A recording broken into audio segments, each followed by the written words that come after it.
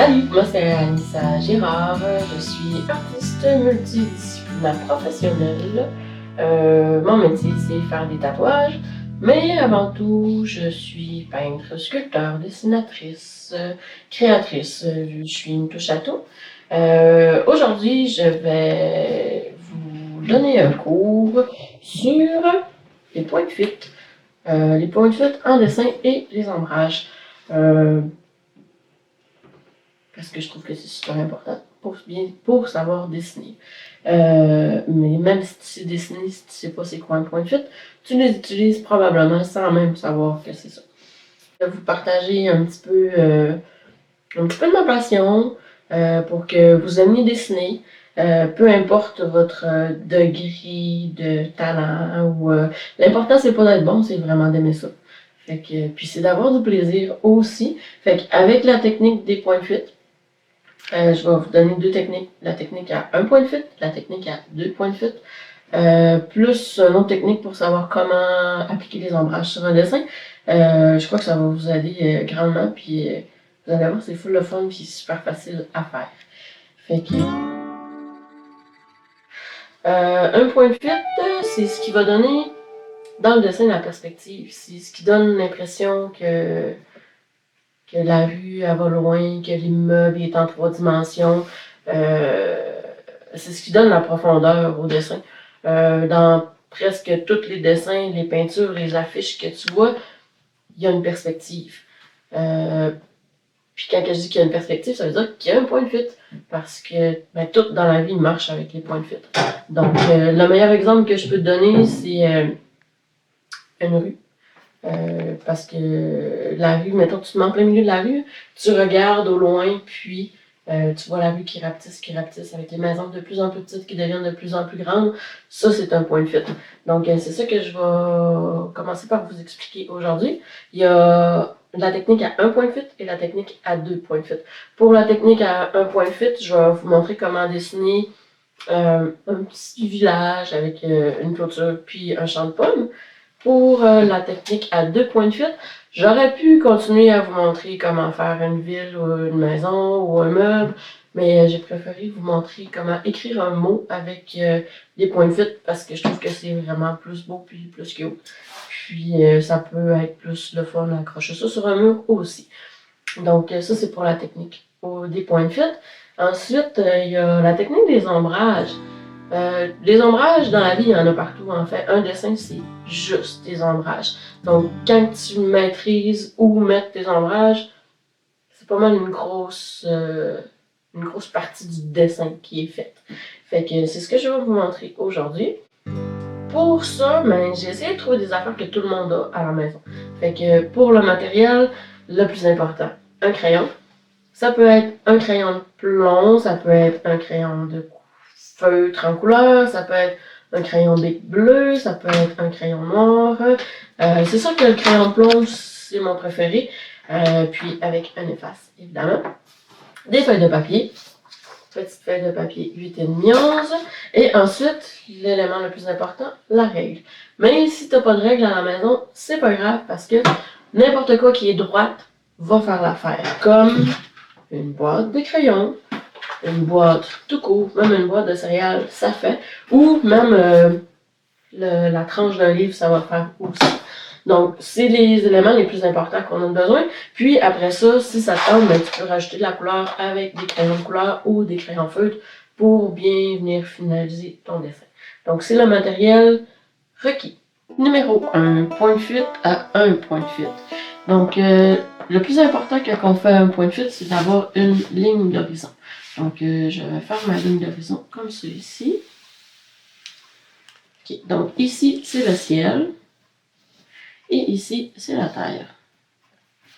Puis, le point de fuite, c'est la limite entre le ciel et la terre. La ligne d'horizon, excusez. Quand on fait un point de fuite, c'est toujours plus intéressant de ne pas le faire en plein milieu de la feuille. Juste parce qu'esthétiquement, c'est plus beau. Donc, on va faire le point de fuite de ce côté-là, ici. Donc, ce point-là, c'est le plus important. C'est le point central de tout notre dessin. Il ne faut pas le perdre, il ne faut pas l'oublier. C'est à partir de lui qu'on va construire tout notre dessin au complet.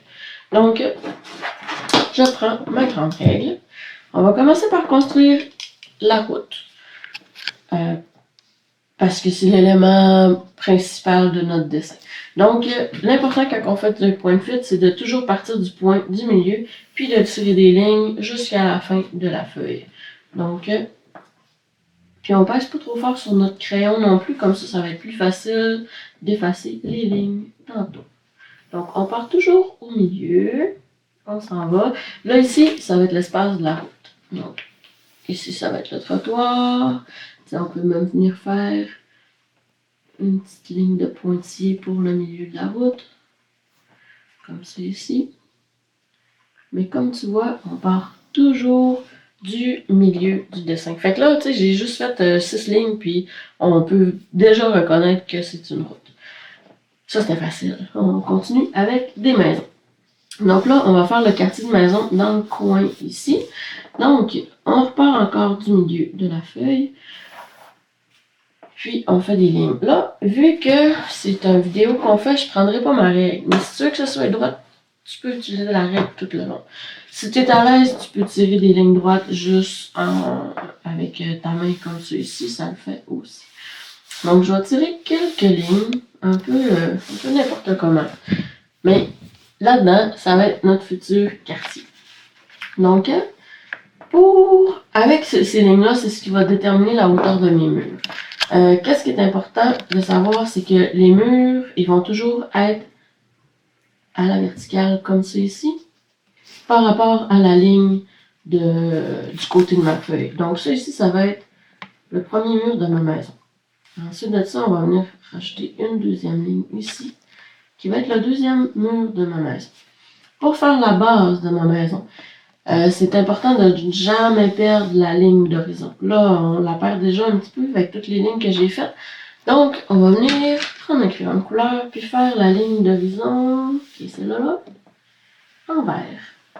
Comme ça, on la perdra pas. Donc, on continue avec la maison. Premier mur de la maison. Pour faire le mur comme ça ici, on va venir faire une ligne parallèle à la ligne d'horizon. Fait que les lignes les plus importantes quand on fait un dessin comme ça à un point de fuite, c'est la ligne d'horizon, puis la ligne à la verticale comme ça. Puis après ça, on suit nos lignes de point de fuite. Donc, la maison, on la monte comme ça ici. Le coin de la maison, c'est une ligne comme ça. Et là, vous voyez, on n'est pas obligé de faire des lignes droites parfaites tout le temps. Ok, ça ici, ça va être la ligne du côté de la maison. Puis là, on a suivi la ligne de point de fuite. Après ça, on va y faire un toit. Puis le toit, on va le faire comme ça ici. Jusqu'à cette ligne-là.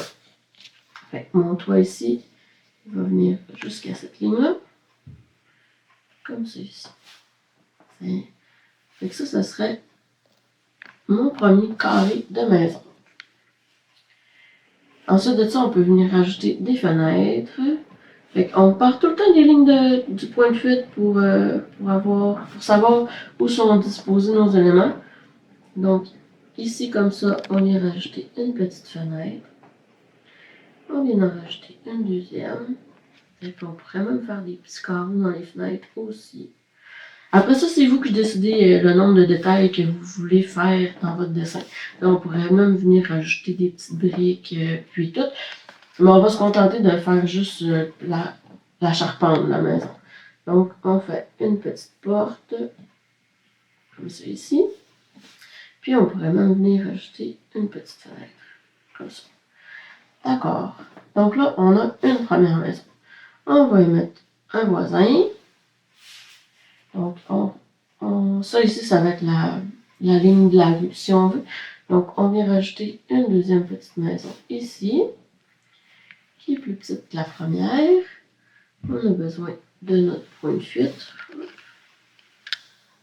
comme ça ici. J'ai besoin de mon point de fuite qui part d'ici à là, pour la base de la maison. Et on va y faire un toit qui monte juste comme ça ici. Puis on suit la ligne de point de fuite. Ici, on va faire une ligne parallèle à la ligne d'horizon. Et le toit. Donc, on a déjà un deuxième carré pour une petite maison. J'espère que vous avez compris le principe. Donc, on part toujours du point de fuite pour tirer une ligne. Puis après ça, on vient construire un autre carré de maison en suivant les points de fuite. Comme ça, comme ça, comme ça, comme ça. Tiens, aussi rapidement que ça, je viens de construire une troisième maison collée. Tu sais, ça, on va dire que c'est un bloc appartement. Comme ça ici. Donc, ça donne la perspective vraiment super rapidement. Là, qu'est-ce qu'on pourrait faire? C'est en mettre en arrière. Donc, on pourrait dire qu'on rajoute un clocher d'église ou une tour ou peu importe. Donc, on monte les murs perpendiculaires à la ligne du bord de la feuille. Comme ça ici. Là, je vais avoir le dessus de mon toit. Donc, je me tire une ligne. Je vais avoir une autre ligne pour le dessus du toit, comme ça ici. Donc, ça, c'est le haut de ma tour. Ça, ici, ça va être la profondeur de ma tour, avec une ligne comme ça. Puis, là, on va venir faire le toit, pas si gros que ça. Comme ça ici, et comme ça ici. Fait que là, on a un beau petit toit. Puis là, on peut décider de dire, bon, ben, dans mon petit toit, c'est un genre de clocher, donc on vient faire des fenêtres. Puis comme je vous disais tantôt, ben, c'est toi qui décides du nombre de détails que tu rajoutes à l'intérieur du dessin. Donc là, on aurait un joli petit complexe de maison avec la vue en perspective. Fait qu'on vient juste repasser un peu plus foncé sur les lignes qu'on veut garder. Puis là, ben, avec un efface, on peut venir effacer toutes les lignes qu'on n'a pas besoin. Hop. Comme ça ici. Comme ça ici. Comme ça ici. Puis tout de suite, je le donne aussi. Donc, ça nous donne déjà un petit amas de maison avec la perspective. Oups, j'ai accroché le pied de la caméra, désolé.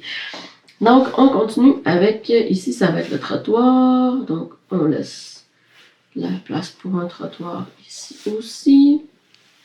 En avant, ici, ça va être un terrain vague.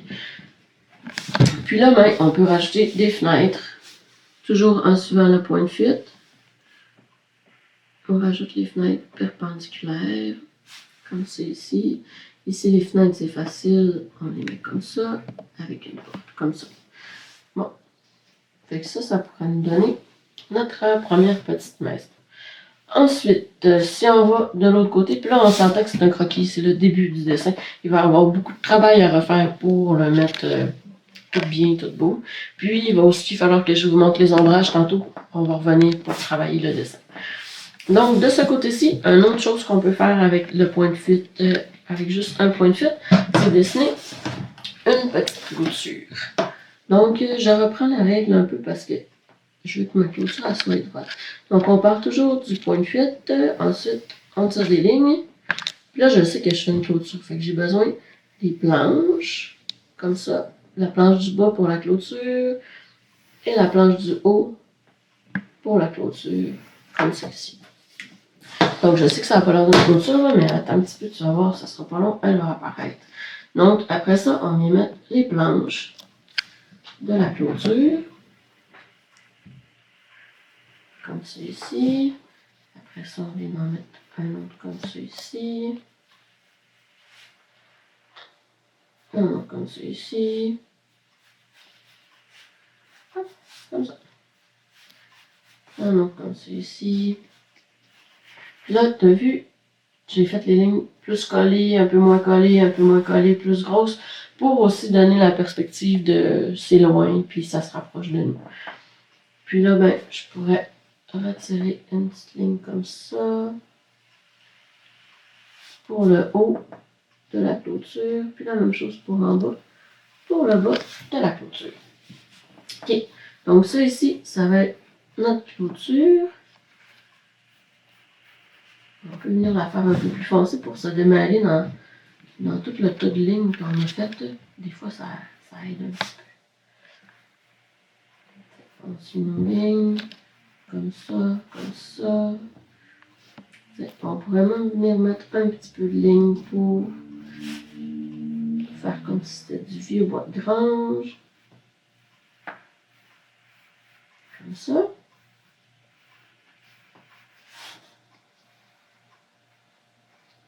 L'important, c'est de toujours bien suivre nos premières lignes de point de fuite. Comme celle-ci. Là, tu vois, mes lignes que je fais sont pas si droites que ça, mais c'est pas grave. Parce que tantôt, mais qu'on vient de mettre l'ombrage, tout va devenir vraiment beau. Comme ça ici, les petites lignes de bois. Comme ça. Et le dernier bout de la clôture. Si ça nous tente, on pourrait même venir rajouter des clous pour que la clôture tienne comme du monde. Plus on va loin, moins on les voit. Voilà, une clôture. C'est vraiment pas compliqué à faire. Ensuite de ça, on va faire la ligne de pommier. Donc, on sortir une ligne comme c'est ici. Ça va être la base du tronc. Après ça, ça va être le haut du tronc. Puis ça ici, ça va être le haut du feuillage des pommiers. Donc, on va venir faire les troncs des pommiers. On en fait un comme c'est ici, un comme ça, un comme ça, un comme ça. Tiens, un troisième.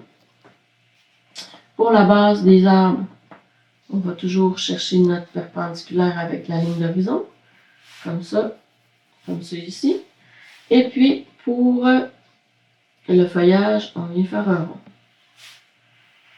Pour commencer, on vient faire un rond. Fait que ça nous donnerait nos 3 arbres.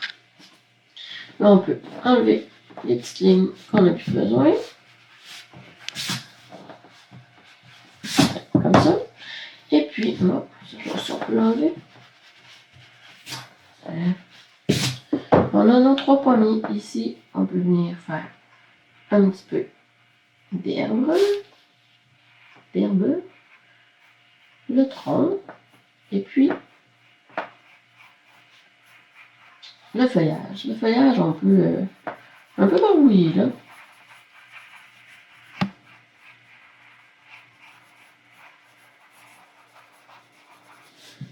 Comme ça. Un autre arbre.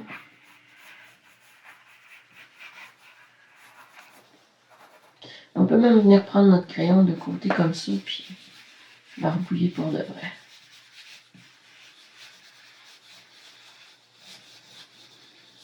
Tiens. Et le troisième.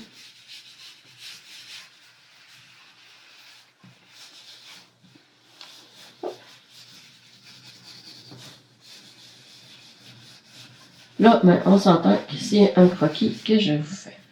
Donc, après ça, on vient retravailler un peu les troncs avec la petite verdure par terre. La petite verdure par terre aussi. Et le tronc d'arbre. Fait que là, on aurait déjà une belle perspective d'un paysage. La seule chose qui nous manquerait, ce serait le fond. Dans le ciel, on va dire que c'est un paysage dans les montagnes. Donc, tiens, on va faire une petite ligne de montagne en arrière, comme ça. Puis, on peut rajouter une deuxième montagne, comme celui-ci. Puis, tiens, un petit oiseau dans le ciel. Ce sera notre croquis pour faire un dessin mieux fini. Mais ça, c'est la base. C'est ce que je vous montre, c'est la base du dessin. Donc, si on continue, on pourrait juste venir faire toutes les arêtes au stylo. C'est pour la technique numéro 2. Les points de fuite, encore, mais à 2 points de fuite.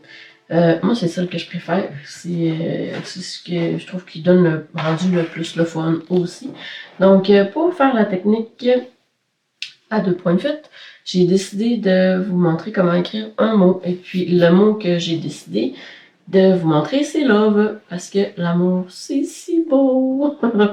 Fait que, c'est ça. Donc, on va commencer avec la feuille. Pour faire la technique à 2 points de fuite, on a besoin encore d'une feuille carrée, d'un crayon.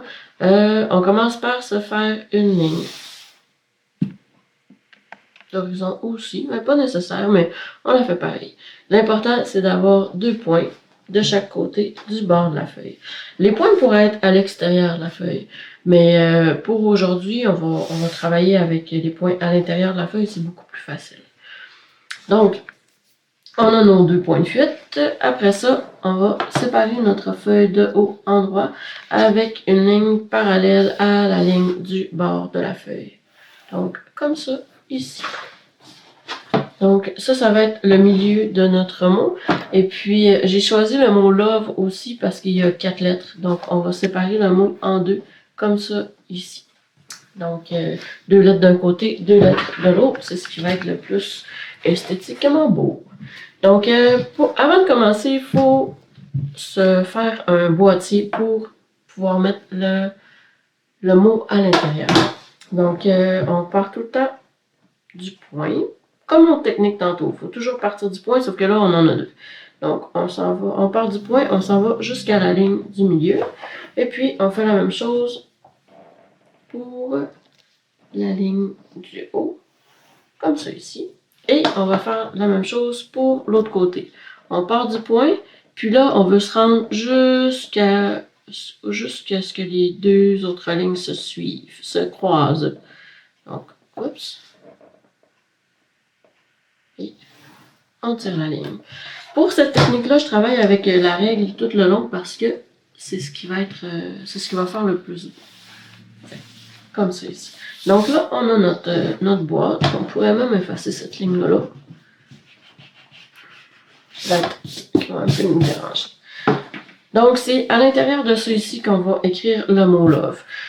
Pour commencer, je vais juste venir tracer un peu vite les 2 lettres. Donc, le L et le O.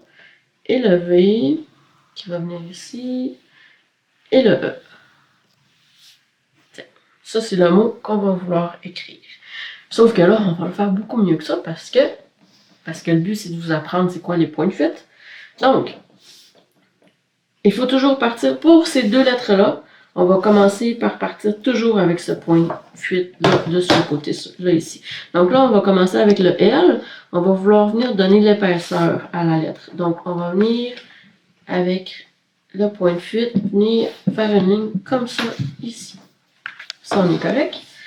Avec ici, la hauteur, on va venir toujours perpendiculaire à la ligne. Et puis là, on va décider de la faire à peu près de cette épaisseur. Donc, comme ça ici, ça va être notre première lettre. Même chose pour le bout du L, on est toujours perpendiculaire à cette ligne-là. Donc, là, vous voyez, on a notre première lettre d'écrit. Le L, qui est en perspective. On va commencer par cette perspective-là. Après ça, on va venir donner l'effet 3D avec l'autre. Mais on va faire toutes les 2 premières lettres en premier. Donc, pour faire le O, on va commencer par venir se faire une forme carrée aussi. Vous allez voir, j'aime vraiment ça des carrés. Parce que tout dans la vie est fait en carré. Donc, on va venir donner l'épaisseur du haut, à peu près la même épaisseur que l'autre côté. Donc, c'est cette ligne-là, c'est cette ligne-là. Ensuite, on prend notre point de fuite. On vient. Ah, là, par exemple, pour que ce soit vraiment beau, là, on pourrait suivre la ligne ici. Donc, on commence avec cette ligne-là et on suit comme ça ici. Puis, pour en haut, on vient essayer de donner la même épaisseur qu'on a donné en bas. Donc, ça va donner comme ça ici. Fait que là, on a un haut carré. Fait que là, tout ce qu'il nous reste à faire, c'est d'arrondir tous les petits coins. Comme ça ici, comme ça ici, comme ça ici, et comme ça, et comme ça. Donc là, on aurait le L et le O. On va aller de l'autre côté pour faire le V et le E. Donc, le V, il suit comme aucune règle parce que la ligne est croche. Fait qu'on fait un V comme ça ici. Après ça, on va venir faire le V comme ça. Sans vraiment suivre les règles des points de fuite. Parce que comme je te disais, le V, il est croche. Ok, ensuite de ça, on va venir faire l'épaisseur comme ça ici. L'épaisseur comme ça ici pour l'épaisseur de la lettre. Fait que le V, il serait fait déjà. Il est quand même facile comme lettre. Ensuite, le E. Donc, on vient rechercher la perpendiculaire avec celle-là. On vient chercher l'épaisseur du E. Et puis, pour les trois petites barres qui vont faire le E, là, on peut se dire, OK, le milieu, il va être ici. L'autre lettre, on va la vouloir ici. Puis comme ça. Donc, on a déjà nos trois places qu'on va vouloir des lignes de fuite. Donc, avec la règle, on vient faire nos trois lignes. Puis, il va juste nous manquer une ligne comme ça ici. Puis, vous voyez, moi, je me suis trompée encore. On vient faire l'épaisseur de la ligne du milieu pour le E. Fait que si on se trompe, c'est pas grave. Tout le monde se trompe. Ça arrive, on est humain. Donc, là, on a la base pour écrire notre log. C'est déjà beau, mais c'est pas fini encore. Là, on va lui donner l'effet 3 dimensions. C'est là que ça devient un petit peu compliqué, mais pas tant que ça. Là, tu sais, ces lettres-là, au début, on les faisait avec ce point de fuite-là. Mais là, pour faire l'effet 3 dimensions, on va finir ces lettres-là avec le point de fuite ici. Donc, on part du point de notre V et on s'en va à l'autre point de fuite, comme ceci. On va faire la même chose avec le O de notre V. On s'en va au point de fuite de l'autre côté. Et la même chose ici avec le point de fuite de l'autre côté. Donc là, on vient vraiment donner un effet 3D au V. On va faire la même chose avec le E. Donc on vient au coin du E avec le point de fuite de l'autre côté. On trace une ligne. Ici, on va avoir besoin aussi avec la ligne de l'autre côté. Là, on n'a pas besoin parce que ça rentre à l'intérieur de la ligne. Ici, on en a besoin juste une petite affaire, tu sais, tout petit, comme ça ici. Ensuite, cette ligne, le point là ici, avec le point de fuite, on en a besoin un peu comme ça ici. Là ici, vu que les deux lettres sont collées, on n'en a pas besoin. Donc là, on a un V et un E qui sont vraiment en 3 dimensions. Maintenant, on va faire le L et le O avec le point de fuite de l'autre côté. Donc, on part sur un arrêt de notre L et on va rejoindre le point de fuite de l'autre côté. Le creux du L avec le point de fuite de l'autre côté. Et on fait ça avec tous les points qu'on voit. Tous les coins du L. Donc là, on a un beau L en 3 dimensions. Maintenant, ici, ça devient un peu bizarre parce que le O et le V vont comme se coller un peu. Mais on va faire comme s'ils ne se collaient pas pour commencer.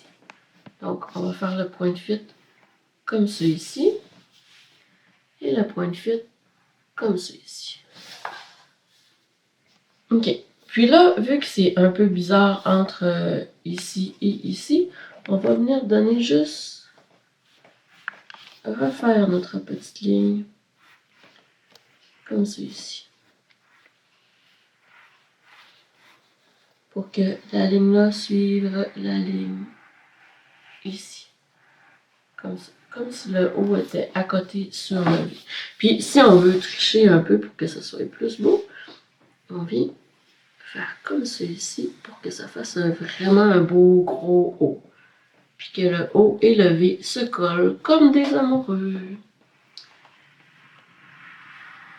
Et avec les points de fuite, on peut toujours tricher un petit peu. Là, on n'a pas notre notre effet 3 dimensions dans dans l'intérieur du haut. La boîte carrée qu'on a faite au début, on va s'en servir pour venir faire les points de fuite pour savoir où mettre l'intérieur de notre haut. Donc, les coins comme ceci. Puis là, l'espace qu'on a pris ici, on va venir la remettre comme ceci. Comme ceci. Puis ça suit la ligne comme ceci. Puis là, si on voudrait, on pourrait venir rechercher la ligne du V à l'intérieur, comme ceci. On peut le faire avec la règle aussi. Ça serait la ligne du V. Donc là, on a notre love en 3D. Ça peut paraître un peu mêlant, mais si on vient chercher, disons, un crayon de couleur foncé pour refaire nos lignes, ou notre ombrage,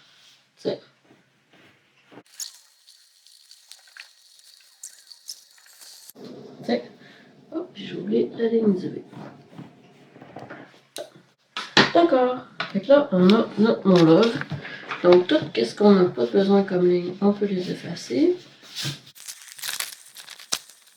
Après ça, la prochaine technique, ça va être de vous montrer comment faire des ombrages pour vraiment venir donner un effet plus réaliste.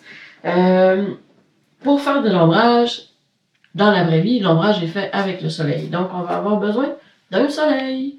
Puis là, j'ai mis un soleil, mais c'est pas un soleil, c'est de la lumière. On s'entend. Fait que. Puis là, après ça, on décide d'où notre lumière vient. Vu que c'est le mot love, mais le soleil, il peut venir de là, il peut venir de là, il peut venir de là. C'est pour ça que j'ai fait une flèche. Pour que tu saches d'où le soleil il vient. Si on était dans le premier petit dessin du début qu'on a fait, OK. Et on disait que là, le soleil, il peut pas venir d'en bas parce qu'il peut pas venir de la terre. Le soleil, il faut qu'il vienne du ciel. Donc, il peut venir d'ici, comme ça, ici. Sauf que nous, on va dire que le soleil, il vient de comme ça. Fait que là, on positionne le soleil comme ça sur notre dessin. Puis, pour faire venir, là, dans le fond, on va faire l'ombrage, ça s'appelle les ombres portées. Mais en tout cas, c'est l'ombrage. Fait que là, on dit que notre soleil a un rayon d'éclairage. C'est un peu comme les points de fuite, mais c'est avec la lumière. Donc, notre soleil éclaire comme ça, ici. Ça veut dire que la maison, ici, elle va avoir un ombrage comme ça. En tirant les lignes, elle va avoir un ombrage sur le sol, un peu comme celui-ci. Fait que là, on va pouvoir venir y faire un ombrage en suivant toujours le point de fuite ici. Hein. Faut pas oublier nos points de fuite. Mais là, on peut venir tiens, dans la maison ici. C'est son ombrage.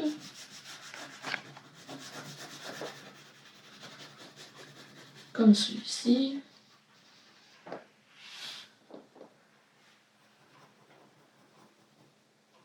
Là, ici, c'est un peu compliqué. Ça va ressembler à ça, comme ça. Puis là, si on veut que ça soit beau, mais avec le crayon, on peut s'en servir. Pas avec le crayon, avec le doigt. On vient comme tout égaliser nos ombrages. Il y a un outil qui sert à ça, ça s'appelle un estampe. Mais vu qu'on n'en a pas en notre possession, un doigt, ça bat, mais ça fait vraiment bien l'affaire. Fait que ça, c'est l'ombre portée de notre maison. Mais notre maison aussi, elle va être plus ombragée ici. Fait qu'on peut y venir faire un ombrage aussi. Comme ça. Parce que c'est le mur à l'ombre. Juste comme ça ici. Puis elle va être plus ombragée un peu. Comme ça aussi. Fait que ça fait déjà un effet un petit peu plus réaliste. Même chose pour ça ici.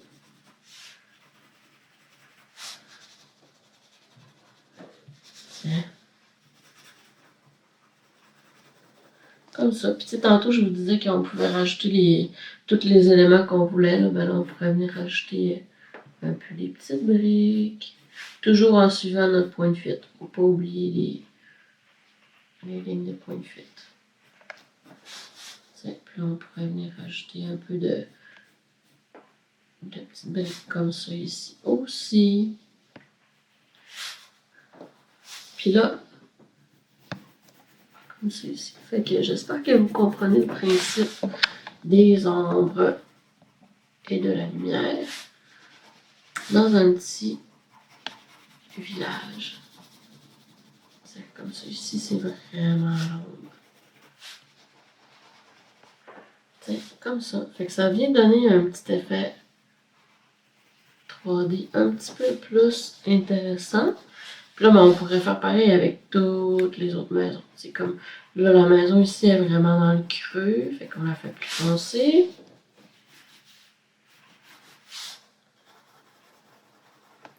Puis le but dans un dessin, c'est que si je prends 3 minutes pour faire un dessin, le dessin, il va être laid. Même si je suis bonne, il va être laid parce qu'il a pris juste 3 minutes. Si tu veux faire un beau dessin, c'est le temps que tu mets dessus qui fait que le dessin il est plus fini, il est plus travaillé, donc il va être plus beau. Fait qu'après ça, ça va à ta patience, puis au nombre de temps que tu as le goût de travailler dessus. Parce que, tu sais, moi, je pourrais passer encore 15 heures à faire le petit dessin-là, puis ça deviendrait super nickel, parfait, hyper réaliste, mais t'as pas le goût de me regarder dessiner pendant 15 heures parce que tu vas trouver ça vraiment long. Fait que c'est ça, c'était juste pour vous donner un petit cours vite sur les ombrages pour les maisons. Maintenant, on peut faire les ombrages dans le pommier ici aussi parce qu'il va avoir un ombre porté pour les arbres. Donc, notre soleil est toujours à la même place. Donc, on se tire une ligne droite comme ça ici.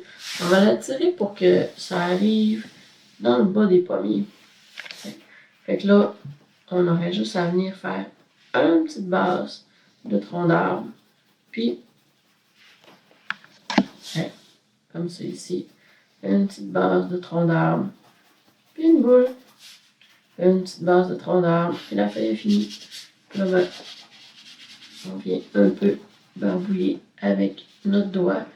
Puis là, ben, ça donnerait l'ombrage des pommiers.